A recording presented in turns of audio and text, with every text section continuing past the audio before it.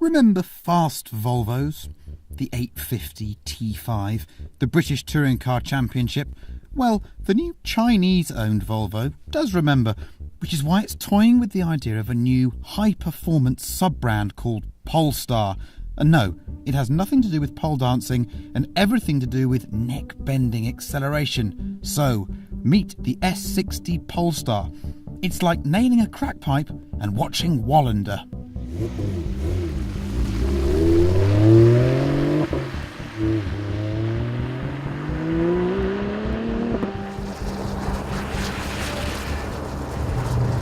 How many other saloon cars can you buy with a manual gearbox and over 500 horsepower from a transversely mounted V6 engine?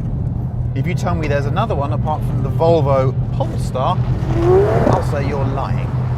This is a loopy car, even by loopy standards.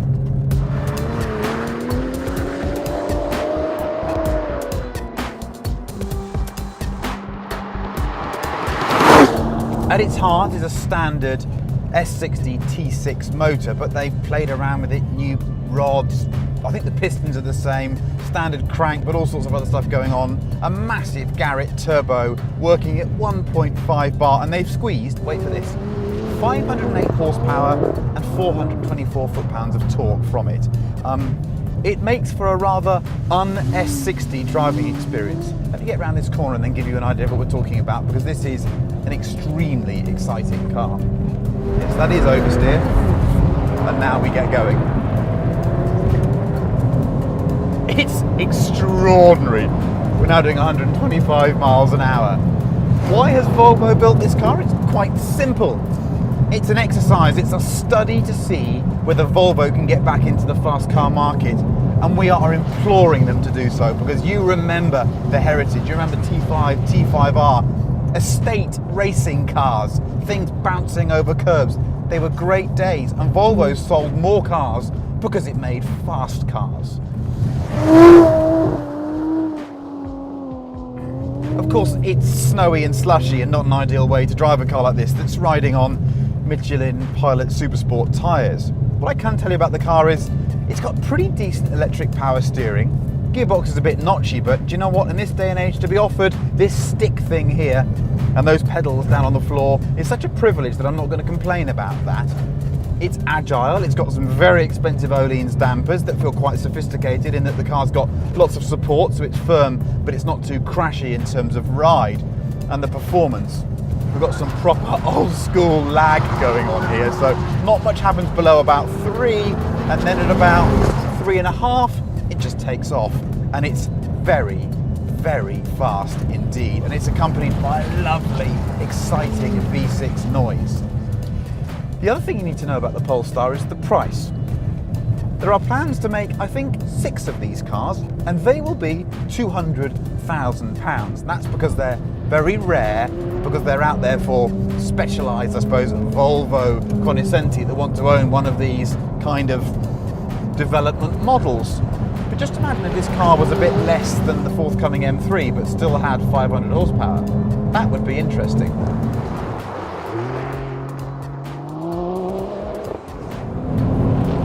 So how do you judge a £200,000 limited run concept super small saloon car?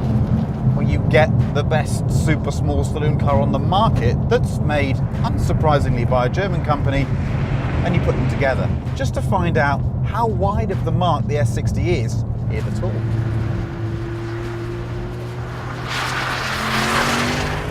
Perhaps it's unfair comparing this new Polestar to the establishment, but I suppose we have to, because we have to understand where it sits in the kind of firmament of small, very fast saloon cars. So here we have it. The C63 with AMG Performance Pack, 487 horsepower, 442 foot-pounds. It is, by any stretch, an animal.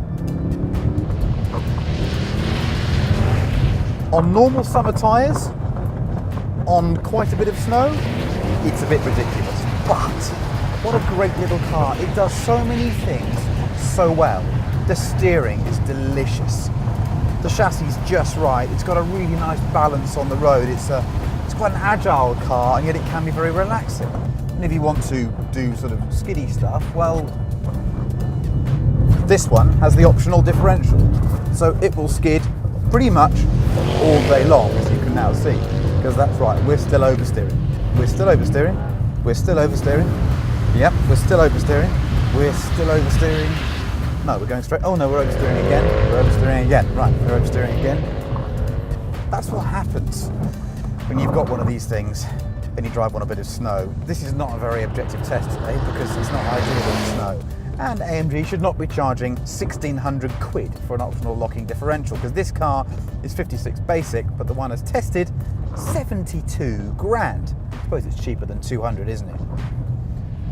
The question I have to ask today is, should Volvo be attempting to even lock horns with this kind of machine? Have the Germans, the AMGs, the RSs from Audi and the BMW M's moved it so far up the table now? Have they moved into a different territory, one that Volvo can't possibly hope to occupy? No, they haven't. I just think Volvo needs to occupy a space a bit below this, but kind of offer a real surprise performance package. And with 500 horsepower, dare I say it, the Polestar makes this thing feel a little bit slow in a straight line.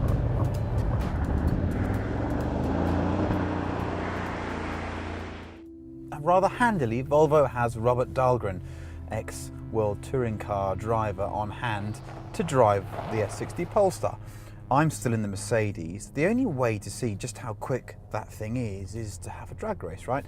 It's wet and damp and icy and horrible, so a standing start is not fair on the Mercedes. So we thought we'd do a rolling start and just see how fast this Volvo really is. 2, 1, go. It just leapt away from me in second, then it leapt away in third. We're sort of no, it's going away from us. It's still going away from us. This has 487 horsepower. And the way it went away in third gear when he hit third and the boost came on was impressive. That's a very fast car. This wasn't a test to decide whether the S60 Polestar is indeed a better car than a C63 AMG. This was a test to discover whether Volvo's onto something with this whole Polestar brand and whether it should go after the Germans at their own game. Having experienced that blue thing fully lit in third gear, the answer is an emphatic yes.